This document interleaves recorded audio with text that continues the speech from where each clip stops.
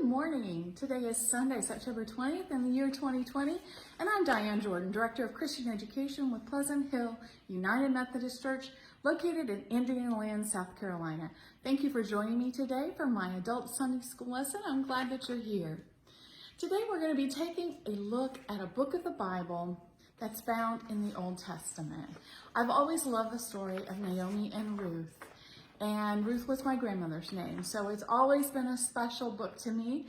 And we're going to look at this story today, and we need to realize that the events in this story take place 1,000 years after Abraham was called by God to found a nation for the purpose of one day bringing a Savior to mankind. Ruth is very important in the history of Christianity because she is the great-grandmother of King David. And the central theme of this book is redemption, which is mentioned 23 times in this book.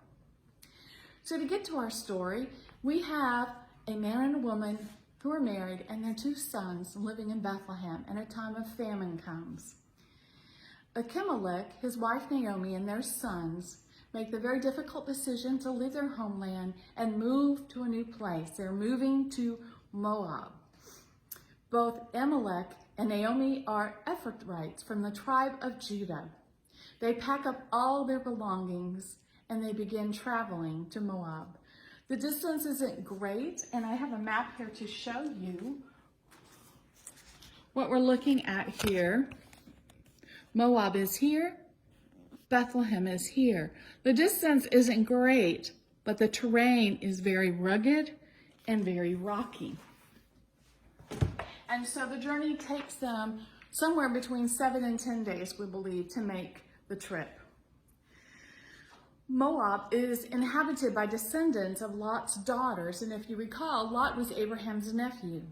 Unfortunately, though, they no longer follow Yahweh, but a god named Chemosh, and this god is only placated by the sacrifice of living children. A short time after settling in Moab, Naomi's husband dies. Now she's a widow in a foreign land with 2 sons to raise. And her sons, Mahlah and Kilian, grow up and marry 2 Moabite women named Orpah and Ruth. And yes, it is Orpah. In biblical times, conversion to another god is not an option. The only exception is in the case of marriage and the intermarriage of faiths, and then the woman is required to take the religion of her husband. So when Ruth married Mahlon and when Orpah married Kilian, they would have had to join their husbands in the worship of Yahweh. Although in truth, we really don't know if this is a sincere conversion or if it's just kind of a going through the motions sort of thing. 10 years after the death of her husband, both of Naomi's sons die. These are her only children that she has, and they are both gone, as well as her husband. We don't know why they died or how they died. We only know that they died. And the Bible records that Naomi is grief-stricken by the loss of her husband and now her only 2 children. She begins to consider returning to her homeland, to the town of Bethlehem. Naomi learns that the conditions in Bethlehem have improved, and so she decides in her grief that she's going to return to her homeland. She still has family in the area. She's ready to go. And she tells her daughters-in-law that she's returning. They all begin to make preparations to leave. And as they begin that 7 to 10 day journey back over the rugged and the mountainous conditions, the roads, Naomi has second thoughts about her daughters-in-law returning with her, because they are, after all, leaving the town of their birth for a strange land. And if anybody knows what that's like, Naomi knows. She's been there. She suggests to her daughters-in-law that they return to their mother's homes, and she states to them, "May the Lord show you kindness, as you have shown kindness to your dead husbands and to me. May the Lord grant that each of you will find rest in the home of another husband." The marriage law in place in Bethlehem would mean that Ruth and Orpah could only marry close relatives of Naomi who could stand in place of her deceased sons. So Naomi is concerned that her daughters-in-law will not be able to find new husbands. They will not be able to remarry. But if they return to the homes of their families back in Moab, their marriage prospects are much better because they can marry anybody that's acceptable to themselves and to their families. It'll be a lot harder for them to remarry if they stay with Naomi and travel on to Bethlehem. Naomi realizes that Bethlehem is the very best decision for her, but she's not so sure that it's the right one for her daughters-in-law. Both women began to protest, though, that they are going to accompany Naomi. But in the end, after many tears, Orpah returns to Moab, and only Ruth and Naomi continue on to Bethlehem. Orpah doesn't do anything wrong. A lot of people are like, well, golly, she was terrible. She didn't go with them. But she really doesn't do anything wrong. And the Bible records that she struggled with her decision because she had a strong love for Naomi.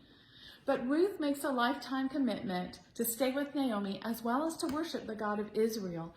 And she totally leaves behind her former life to stay and to care for Naomi. It's harvest time when Naomi and Ruth arrive in Bethlehem, and this means that when they get there, it's too late for them to plant any crops to sustain them. Naomi knows that the Mosaic laws, or the laws of Moses, are still in place. And the laws of Moses direct landowners to leave some of the harvest behind for the poor and for the aliens. Ruth, as a Moabite and widowed, definitely fits into both of these categories. Landowners were not to reap all the way to the very edges of their fields, and they were also forbidden to go back over the fields a second time, harvesting anything that had been missed. This is recorded in Leviticus 19:9, 23 through 22, and in Deuteronomy 14:19 through 22. This system allows the needy to harvest the food they needed, although honestly, depending upon how many people are there, you might have only been able to get just enough to survive, but still, it is sustenance to survive. Note that this isn't given to them already harvested. Nobody's giving it to them and say, here you go, here's free food. They have to follow along behind the harvesters and pick up what is left. So that means that Ruth could go and follow the harvesters and gather the crops that are left behind. And it would allow her to get enough to sustain both herself and Naomi. And this is a picture of a woman picking grain in the fields. So you can sort of see what that experience would have been like. As Ruth is going out to the field, she meets Boaz, who is a relative of Naomi's late husband, and she is given permission by Boaz to glean the leftover grain from his barley field. In fact, he insists that she only take grain from his barley fields so that his workers can offer her protection and share water with her. He orders his reapers not to embarrass Ruth if she gleans in the wrong parts of the field, and he orders them to leave behind stalks of grain for Ruth to find. Ruth asks Boaz, "Why have I found such favor in your eyes that you should notice me, a foreigner?" And Boaz replies, "I've been told all about what you've done for your mother-in-law since the death of your husband, how you left your mother and your father and your homeland, and you came to live with a people that you didn't know before. May the Lord repay you for what you have done. May you be richly rewarded by the Lord, the God of Israel, under whose wings you have come to take refuge." And I'd like to share with you a little something about the next part of this story. In biblical times, you have something called a redeemer kinsman. And a redeemer kinsman means that upon the death of a woman, the kinsmen or the redeemers, the relatives of the deceased man, are expected to carry forward and to purchase the lands of their deceased relative, and also to take responsibility for the women that are left behind. In this case, it would have been Naomi and Ruth. And so as we go on in our story, Naomi explains to Ruth that Boaz is a close relative. He is one of their family kinsmen redeemers. According to the cultural tradition, as I said, when the husband dies, his brother or another family member has to assume responsibility for the deceased man's widow and family.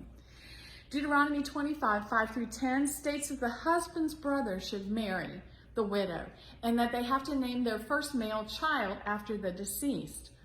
Naomi observes Boaz's kindness to Ruth, and she starts to develop a plan for Ruth to show that she is no longer in mourning and that she is ready to move forward with her life.